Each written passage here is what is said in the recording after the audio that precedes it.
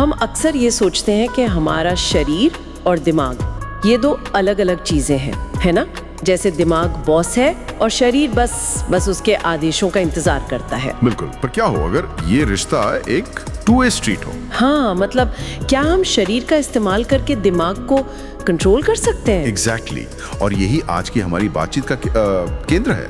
हमारे पास जो स्रोत हैं वो यही बताते हैं कि हमारा शरीर दिमाग के लिए कीबोर्ड जैसा है। कीबोर्ड जैसा? हाँ, सही बटन दबाने से हम दिमाग के ऑपरेटिंग सिस्टम को सीधे निर्देश दे सकते हैं। ये कोई जादू नहीं है, ये प्योर न्यूरोसाइंस है। चलिए, ये तो बड़ा दिलचस्प है।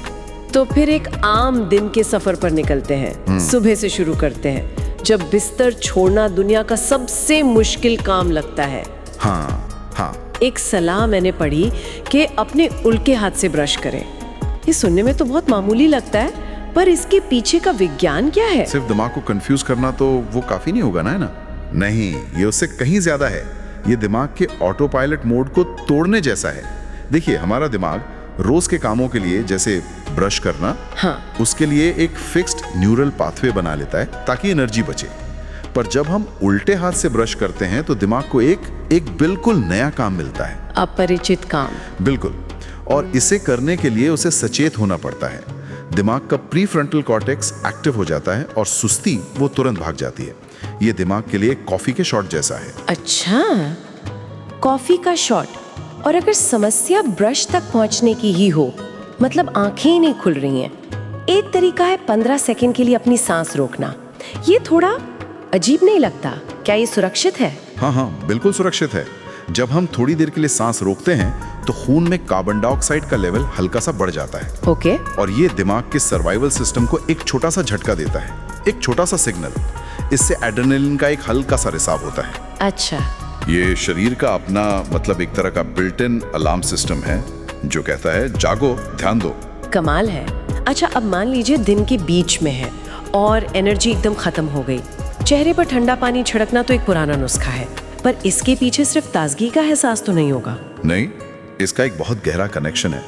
इसे मैमेलियन डाइविंग रिफ्लेक्स कहते हैं। Mammalian diving reflex? हाँ, एक बहुत पुरानी शारीरिक प्रतिक्रिया। जब चेहरे पर, खासकर नाक और गालों के आसपास ठंडा पानी पड़ता है तो हमारा शरीर सोचता है कि हम पानी में डूब रहे हैं। वाकई? हाँ, और इससे बचने के लिए वो तुरंत दिल की धड़कन को धीमा करता है और दिमाग की तरफ खून का बहाव तेज कर देता है, ताकि दिमाग को ज्यादा ऑक्सीजन मिले। बिल्कुल, और नतीजा तुरंत ताजगी और बेहतर फोकस। लेकिन ये थोड़ा उल्टा नहीं लगता? हम तो यही सोचते हैं कि पहले दिमाग शांत होगा फिर शरीर, पर यहाँ तो हम शरीर का इस्तेमाल दिमाग को निर्देश देने के लिए कर रहे हैं। क्या यही सिद्धांत चिंता या घबराहट में भी काम करता है? हाँ, और यहीं पर वेगस नर्व का रोल आता है। Vagus nerve? ये हमारे दिमाग और शरीर के बीच का सुपर हाईवे है ना? सही कहा। ये हमारे रेस्ट एंड डाइजेस्ट सिस्टम को कंट्रोल करती है।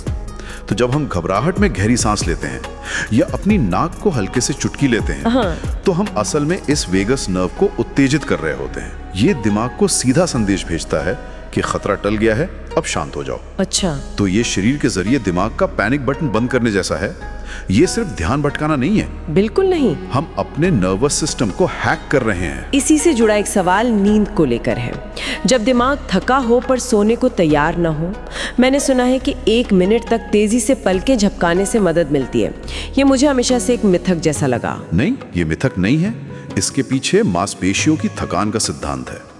हमारी आंखों के आसपास की मांसपेशियां बहुत छोटी और नाजुक होती हैं। जब हम उन्हें लगातार 1 मिनट तक झपकाते हैं तो बुरी तरह थक जाती हैं, और दिमाग को जब इन थकी हुई मांसपेशियों से सिग्नल मिलता है तो वो इसे पूरे शरीर की थकान का संकेत समझता है। एग्जैक्टली। और फिर वो सोने की प्रक्रिया शुरू कर देता है। और आखिर में एक सबसे अजीब उपाय, अगर नाक बंद हो तो जीभ को मुंह के ऊपरी हिस्से यानी तालू पर दबाएं और फिर बर्फ का एक टुकड़ा चूसें। क्या इसका कोई वैज्ञानिक आधार है? हाँ, इसका भी आधार है। जब आप जीभ से तालू पर दबाव डालते हैं और साथ में कुछ ठंडा महसूस करते हैं तो ये नाक के अंदर की जो रक्त वाहिकाएं हैं, हाँ, उन्हें पहले सिकोड़ता है और फिर फैलाता है। इस वसोकंस्ट्रिक्शन और वसोडिलेशन की प्रक्रिया से जमाव कम हो सकता है और नाक खुल सकती है। जबरदस्त। तो अगर हम इन सब को जोड़कर देखें तो एक पैटर्न साफ नजर आता है। ये तरीके बताते हैं कि हमारा शरीर सिर्फ दिमाग का गुलाम नहीं है, ये एक ऐसा टूल है जिससे हम दिमाग की स्थिति को बदल सकते हैं। तो ये अपने शरीर की भाषा सीखकर उससे बातचीत करने जैसा है। बिल्कुल। हम अक्सर शरीर की परेशानियों पर सिर्फ प्रतिक्रिया देते हैं। दर्द हुआ तो गोली खा ली, चिंता हुई तो गहरी सांस ले ली। लेकिन क्या होगा अगर हम दिमाग के जरिए शरीर को पहले से ही निर्देश देना शुरू कर दें?